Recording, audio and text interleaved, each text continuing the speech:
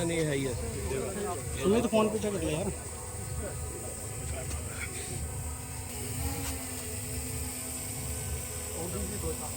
लाडवा के उप उष्णकटिबंधीय फल केंद्र में आयोजित 3 दिवसीय फल मेले के समापन समारोह पर पहुंचे हरियाणा के कृषि मंत्री श्याम सिंह राणा। कहा, किसानों के लिए सरकार ने चलाई अनेकों योजनाएं। लाडवा के उप उष्णकटिबंधीय फल केंद्र में 7वां 3 दिवसीय फल मेले का आयोजन किया गया, जिसके समापन समारोह पर आज हरियाणा के कृषि मंत्री श्याम सिंह राणा ने मुख्य रूप से शिरकत की और फल केंद्र का अवलोकन किया। वहीं कृषि मंत्री श्याम सिंह राणा ने पेड़ से तोड़कर फल का स्वाद भी चखा। कृषि मंत्री श्याम सिंह राणा ने कहा कि यह 7वां फल मेला लगाया गया है, जिसमें किसानों को जानकारी दी गई। वहीं उन्होंने कहा कि किसानों के लिए हरियाणा सरकार सहित केंद्र की सरकार ने अनेकों लाभकारी योजनाएं चलाई हैं। मेले में तो यहाँ पर हमारा जो सेंटर है ये 2016 में तैयार हुआ था और किसानों की आमदन बढ़ाने के लिए एग्रीकल्चर के खेती जो करता है परंपरागत किसान, उसमें थोड़ा बदलाव आए। वो बदलाव आने के लिए ये हमारे जो हॉर्टिकल्चर का बागवानी का जो क्षेत्र है, इसमें काफ़ी ग्रोथ की गुंजाइश है। हमारे देश की जो अर्थव्यवस्था, हमारे स्टेट की आर्थिक स्थिति और किसान की आर्थिक स्थिति, उसको बढ़ाने के लिए हम ये प्रयास कर रहे हैं, क्योंकि परंपरा खेती से पीछे हटके हम बागवानी में आए। और इसके अलावा किसानों की आमदन अनेक तरीके से, जैसे फिशरी है और डेयरी है, मधुमक्खी पालन है, ये चीज़ें सब किसान की अर्थव्यवस्था को मजबूत करने के लिए। और आज दुनिया के अंदर जो आर्थिक कंपटीशन है वो हमारा देश एग्रीकल्चर देश है, और देश भी और प्रदेश भी, और इसमें काफ़ी बेरोजगारी दूर हो सकती है देश की, और अर्थव्यवस्था को भी काफ़ी मजबूती इसमें मिल सकती है।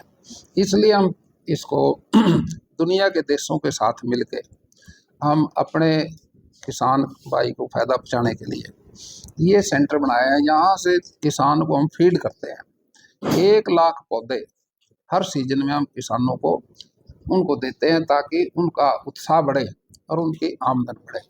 और इस करके ये मेले लगाए जाते हैं। मेले हिंदुस्तान के अंदर फसलों के मेले होते हैं। अब देवी का मेला भरेगा, चैत का मेला आएगा। चैत के मेले पे हमारी गेहूं की फसल तैयार हो जाती है, चने की, सरसों की। अगर हम खेतों में जाए चैत के महीने के शुरुआत में, तो सुगंध आती है खेतों से। इतनी सुगंध आती है, अभी इतनी हम कहीं से नहीं ले सकते जितनी खेत में। और जब हमारे खेत में धान की फसल की बाल आती है, उससे पहले अगर खेत में जाएंगे तो फिर भी सुगंध बहुत आती है, ऐसा आते भी यहीं बैठे रहे। तो ये खुशी का विषय है।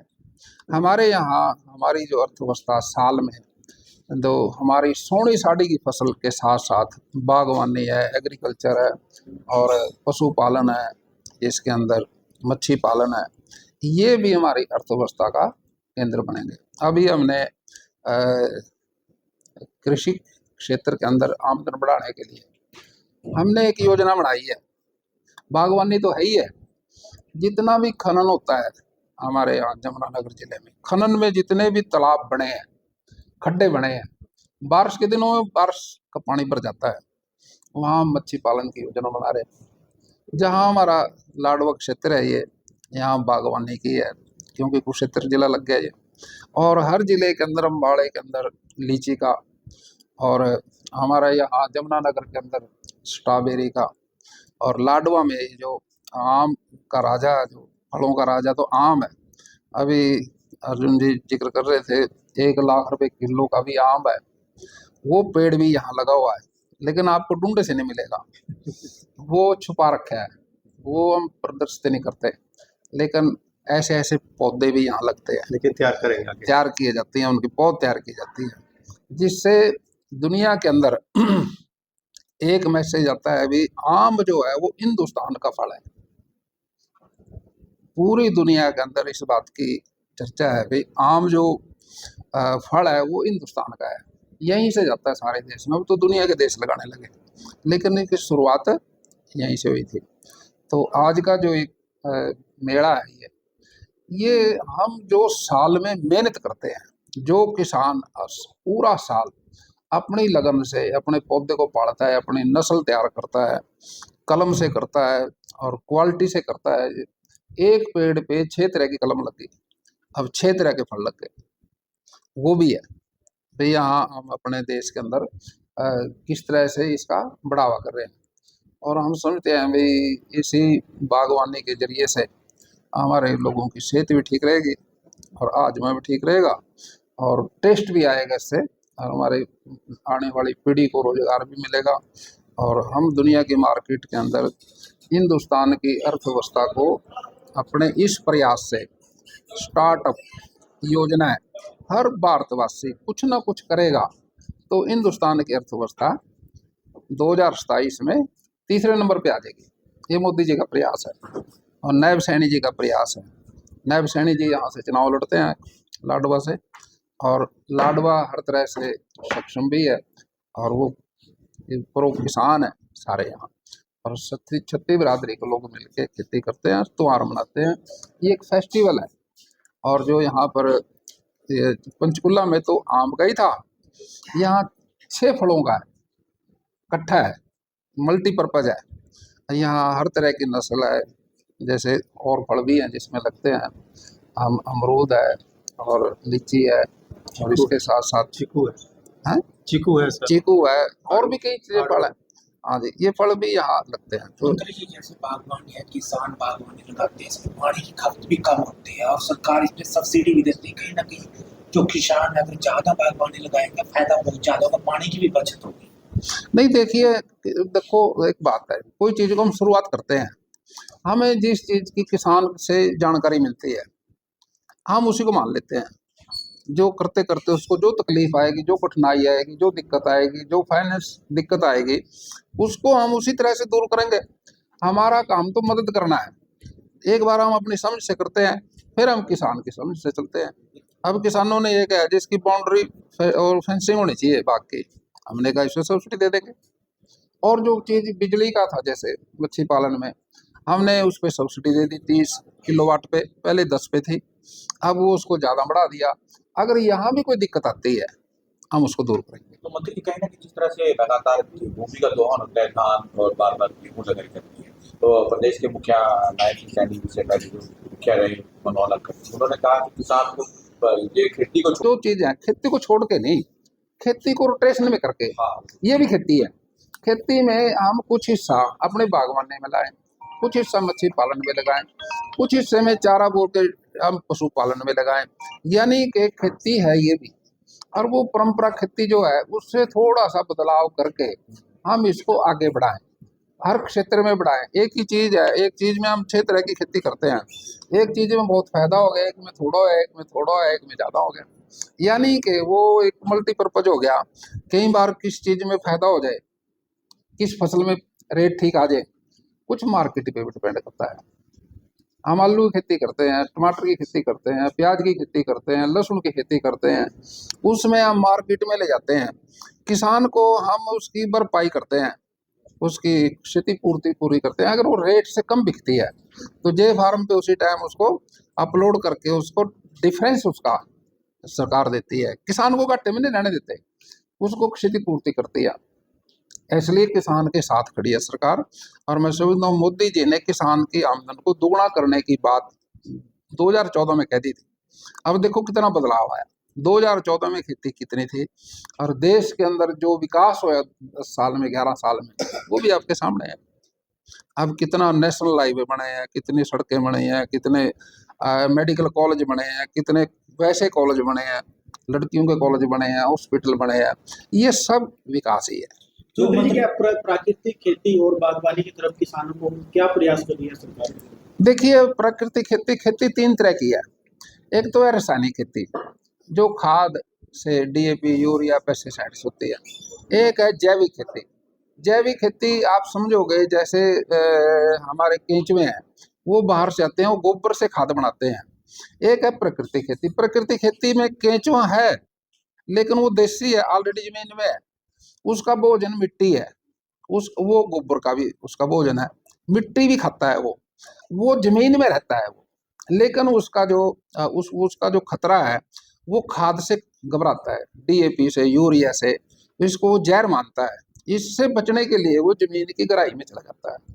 और जब बारिश आती है तो वो फिर अगर प्रकृति खेती हम खाद, डीएपी, यूरिया, पेस्टिसाइड का प्रयोग बंद कर दें तो वो केंचुआ जल्दी से ऊपर आ जाएगा। अब जैसे देसी गाय है, भैंस है, कोई भी पशु है, गोबर करता है ना, वो 2 दिन के बाद आप उस गोबर को, अगर वो कच्ची जगह में है तो पलट के देखो उस गोबर को, उसको पिंड को, उसके नीचे 2 सुराख मिलेंगे आपको।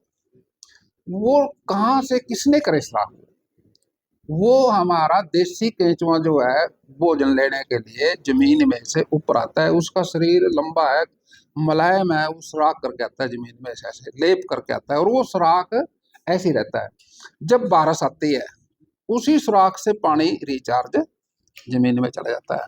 आपने देखा होगा जो प्रकृति खेती करते हैं लोग, उनके खेत में कभी बाढ़ नहीं आती, क्योंकि जैसे पानी बरसेगा वैसे पानी नीचे चला जाएगा, वो जमीन की रिचार्जिंग हो जाएगी। वो प्रकृति है। और देसी गाय हमारे मोदी जी ने और नायब सैनी जी के प्रयास से पहले 2 एकड़ पे जो प्रकृति खेती करेगा उसको एक गाय की सब्सिडी 30,000, अब उसको आगे और बढ़ा दिया। अब 1 एकड़ पे जो प्रकृति खेती करेगा उसको एक गाय 30,000 की सब्सिडी, 4 ड्राम उसको 4,000 रुपए, 3 ड्राम। ड्राम के अंदर 10 किलो गोबर डाल के, ड्राम पानी का भर के, 1.5 किलो उसमें ये जो चने का बेसन है, 1.5 किलो गुड़ और थोड़ी मिट्टी पेड़ के नीचे की, उसको गमा के उससे जीवामृत तैयार होता है। वो हम अपना जीवामृत से खेत के अंदर जो जीवाणु गोबर के अंदर है, करोड़ों करोड़ों जीवाणु है, वो जीवाणु हमारे खेत को ऊर्जा देते हैं और देसी तरह से फसल होगी।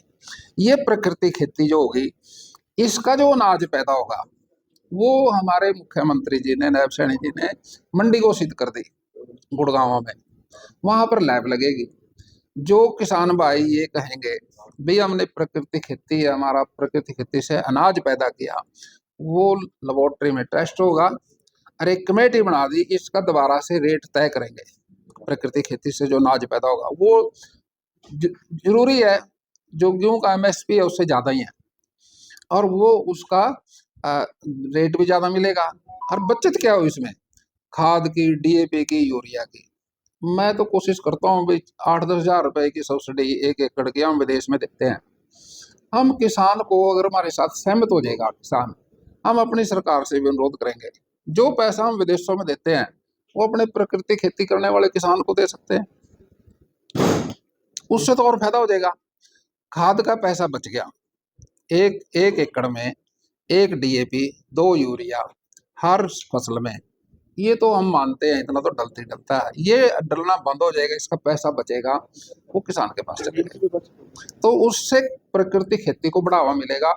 और जो हम रासायनिक खेती करते हैं इसमें जहरीलापन आ गया, इससे बीमारियां पैदा हो गई, अब कैंसर की बीमारी आ गई, और भी बीमारियां बच्चों में आ गई। ये बीमारियां हमारे खाने में आई, अगर हम खाना शुद्ध कर लेंगे इन बीमारियों पे भी अंकुश लगेगा। अंकुश लगेगा तो हमारी सेहत ठीक रहेगी, गबरू बनेंगे हमारे गांव के बच्चे, शहरों के बच्चे, नौजवान होंगे, उनकी सेहत ठीक रहेगी। अब हमारे परिवारों में हमारी कीमती चीज तो हमारी संतान है, हम अपने बच्चों के लिए प्रकृति खेती का शुरुआत करनी चाहिए। पहले अपने लिए करें, फिर देश के लिए करें, पहले देश के लिए करें, फिर अपने लिए करें, लेकिन फिर भी जहाँ कभी संभव हो हम अपनी प्रकृति खेती शुरू करें और सरकार की जो मदद है वो लें। इससे हमारे देश का अर्थव्यवस्था भी सुधरेगी और विदेशों में जो पैसा जाता है वही बचेगा। बड़ी बात है ये, हम इसको शुरू करने चाहिए। राणा जी करनी पड़ेगी, मेहनत करनी पड़ेगी, और ये कैश मतलब क्रॉप है, ये तो हर रोज तैयार होती है, हर रोज मार्केट में जाएगी। ये बागवानी का सब्जी है, जैसे टमाटर है, मूली है, प्याज है, आलू है, हम ये फसलें कैश क्रॉप में आती हैं। अब इनमें जो हम धीरे धीरे करके अब परंपरा खेती से पीछे हटके अब हम इसको करने लगे हैं। जमीन जो है वो रबड़ तो नहीं है, जमीन तो फिक्स है, जितनी है उतनी रहेगी। आबादी बढ़ी है, आबादी बढ़ी है तो इसकी डिमांड बढ़ेगी, डिमांड बढ़ेगी तो जमीन पे खेती करने वालों के परिवार बड़े हैं। और मैं समझता हूँ भाई ये जमीन जब पहले तो हमारी फ्लैट पे खेती होती थी, अब ओरिजेंटल भी होने लगी है। जैसे बिल्डिंग बनती है ना, पहले तो हमारे घरों में मकान थे, बेड़े थे, अब जगह थोड़ी होगी, अब चबारा बना लिया, चबारे से चालिया साहब। फिर हमारी फसलें भी होने लगी, वो अब तार से बांध के ऊपर ले जाते हैं सीधी, उसमें टमाटर की है, वो दूसरी फसलें हैं, सारी की सारी अब एक मंजिल से दूसरी मंजिल तक भी। हरियाणा में कितने एकड़? 1 लाख एकड़ में तो हमने टारगेट रखा। अच्छा, 1 लाख। 1 लाख एकड़ का मुख्यमंत्री मोदी जी ने, नायब सैनी जी ने अपने भाषण में ये कहा भाई 1 लाख एकड़ का टारगेट हमने हासिल करना है प्राकृतिक खेती का। अच्छा, नहीं हो और कितने में है? ऑनलाइन उसमें 10,000 के करीब अंदाजा था। भी पिछली बार जो सत्यापन हुआ एप्लीकेशन, मतलब ऑनलाइन तो काफी आए, लेकिन सत्यापन करना पड़ता है भाई वास्तव में जो खेती कर रहे हैं वो कितने हैं। इच्छुक तो हैं लोग, लेकिन करने के इच्छुक तो हैं, लेकिन कर कितने रहे यही जानना चाह रहा हूँ कितने एकड़ में? वो अब अभी पीछा जो हुआ था सत्यापन हुआ था 10,000 के करीब। अच्छा, तो मेरा आपसे अनुरोध ये है अभी 1 लाख तक हम इसको ले जाएंगे। ले जाएंगे। हाँ, मंत्री जी, इसमें पता क्या, ये कंपटीशन तो नहीं है, ये तो एक प्रचार है। वैसे प्रचार है, प्रचार प्रसार। हम किसी चीज को अगर जैसे हम किसी आर्य समाज है, वो प्रचार करता है भाई ऐसा नहीं ऐसा करो, ऐसा नहीं ऐसा करो। अब ये हमारी बागवानी का जो एग्रीकल्चर के अधिकारी हैं वो प्रचार कर रहे हैं भाई सेंटर बनाए सरकार ने, 14 सेंटर बने हैं ये, वहां पर पौध तैयार होती है, कुछ 17 बनेंगे वैसे तो, कुछ तैयार होने लग रहे हैं, कुछ 11 के करीब तो वर्किंग में आ गए। लेकिन ये टोटल इसीलिए है अभी जगह जगह हर जिले में हर जिले में एक प्रचार प्रसार का माध्यम है लोगों तक जाने का।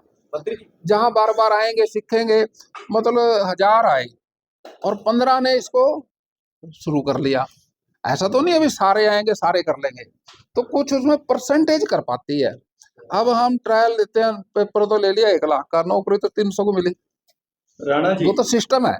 वो तो उसी तरह से 7 साल हो गए। यार ये तो इंटरेस्ट है देखने वाले की, नजर है, तो कोई किसी चीज भाषण दिया किसी एक स्टेज पे और जाते टाइम कह रहे यार फलानी बात बड़ी अच्छी कही उसने। अब किसको कौन सी चीज पसंद आती है कौन सी नहीं आती है, इससे किसान जो है यहाँ से प्रभावित हो गए जाते हैं। 100 आए 10 प्रभावित हो गए, 10 ने अच्छा मान लिया, 10 की तो बढ़ोतरी हुई। देखने में जब 100 में से 5 आदमी इंप्लीमेंट करेंगे तो ऐसा लगेगा किसी ने कुछ नहीं कराया यार, लेकिन जब वो धीरे अगले साल 5 और आ गए, अगले साल 5 और आ गए, जब वो 25-30 का दायरा हो जाएगा फिर नजर आएगा। मंत्री जी, पिछली जो सरकार समझने आप लोग हैं। अब आप ही बताओ, मैं आपसे, आप ये सवाल पूछ रहे हो मेरे से, मैं किसान हूँ, खेती से जुड़ा हूँ वैसे, चाहे कुछ पहले तो एक किसान ही हूँ। पहले हम मंडी में फसल बेचते थे और फसल मेरी थी, मैं भी खेती करता था, बहुत बड़ी खेती करता हूँ, और वो सारा पैसा किसके खाते में आता था, जिस पे मैंने बेची, आड़ती पे। ये पहले था। मोदी जी आ गए, वो कहने लगे, मनोहर लाल खट्टर जी आए, वो कहने लगे भी जिसका माल उसी का पैसा, जो बेच रहा पैसा उसे खाते में आना चाहिए। इसका विरोध भी हुआ, कुछ किसान भाई भी कहते थे ये गलत है, लेकिन जिसमें आप रचे हो सिस्टम में, उसको तोड़ना बड़ा मुश्किल होता है। अब उस सिस्टम को तोड़ के बीजेपी ने कर दिया, अभी किसान के खाते में पैसा आएगा कुछ भी हो, इस बात पे बीजेपी अड़ गई। अब किसान क्या कहता है, जो कहा यार बीजेपी ने ठीक किया, हम तो गलत थे। अब ठीक कैसे किया, आपने फसल बेची 6 लाख की, 10 लाख की, 2 लाख की, जितने की आपकी फसल थी, आपका पैसा आपके 48 घंटे में खाते में आ गया। आपने कोऑपरेटिव के पैसे देने हैं 1 लाख रुपया, आपने 1 लाख रुपया कोऑपरेटिव को दे दिया, वो बिना इंटरेस्ट के 1 लाख आपको दोबारा मिल गया। एक चीज तो निपट गई, देनदारी तो निपटे। अगर आपके खाते में ना आते फिर क्या करते, नहीं निपट सकते थे आप। वो जो मैं भी आड़ती हूँ, मैं हिसाब करूंगा फसल के बाद, उसमें इंटरेस्ट भी कटेगा, खर्चा भी कटेगा, डीजल भी कटेगा, उसमें आपको बचत आ गई कम। उससे आप सारा काम नहीं निबट सकते, फिर कर्जे पे कर्जा, फिर कर्जे पे कर्जा। ये किसान को कर्जा मुक्त करने के लिए भारतीय जनता पार्टी ने एक वादा किया था, किसान की आमदन को दुगुना करेंगे, और कर दिया, 100% कर दिया। लेकिन अब दूसरे विपक्ष के लोग कह रहे हैं जी मोदी जी ने किया नहीं। हम ये कह रहे हैं भाई 2014 में किसान की आमदन थी कितनी? जो विरोध करते हैं वो विपक्ष है। विपक्ष है। न्यूका जी मारे को पता नहीं, जो थारे को पता ही नहीं फिर था ना, एक ही बात का पता हुई मोदी जी ने किया नहीं। बात ये नहीं है, बात जानकारी की है। जो किसान समझदार है, जो व्यापारी समझदार है, वो ये कहेगा भाई फसलों का जो MSP तय किया वो भारतीय जनता पार्टी ने किया। जब पंजाब इकट्ठा था, कांग्रेस की सरकार थी, गेहूं का रेट 50 पैसे कुंटल बढ़ा था एक बार MSP। अब देखिए ये मजाक था भाई, दूसरी चीजों के रेट बढ़ रहे हैं। किसी ने पूछ लिया जी ये तो रेट आपने कम किया किसान का, जो किसान तो एसेंशियल आइटम पैदा करता है। भाई एसेंशियल आइटम क्या होती है? जो खाने के काम आए। अब दाल भी किसान पैदा करता है, अनाज भी किसान करता है, तेल भी जो फसलें हैं तेल की वो भी पैदा करता है, दूध भी पैदा करता है। ये तो सारी एसेंशियल होगी, और दूसरी चीजें एसेंशियल नहीं है, उनके रेट बढ़ रहे हैं। लेकिन एसेंशियल चीज का ही रेट बढ़ना चाहिए। पिछली सरकारों में 5 रुपए की चेक कोई आप भी जानते हो, 5-5 रुपए के तो हमने भी देखे चेक वो तो दूसरी सरकारों में। चलो किसी की बुराई क्यों करें। तो इसमें राणा जी किसानों को क्या संदेश देना चाहते हैं भी अपने खेती को अभी रोटेशन में ले आओ, बागवानी भी करो, दूसरी फसलें भी करो, ताकि आपकी अर्थव्यवस्था सुधरे। और मेलों के अंदर जाके जानकारी लो, यहाँ से पौध लो, टेक्नोलॉजी लो। हमारे अर्जुन जी बैठे अपने डिपार्टमेंट, एक लाइन कहना चाहूंगा। हाँ जी, ये कुछ आपसे भी बात करेंगे, मेरे समझे दूसरे अधिकारी। मेरा एक सवाल आपसे, एक सवाल का मैं जवाब दे दूँ। देखिए, किसी पत्रकार मुद्दे ने कहा है कि यहाँ पे कितना प्रचार हुआ। 2016 में ये केंद्र बना था, लगभग 9 साल हो गए इसको बने हुए।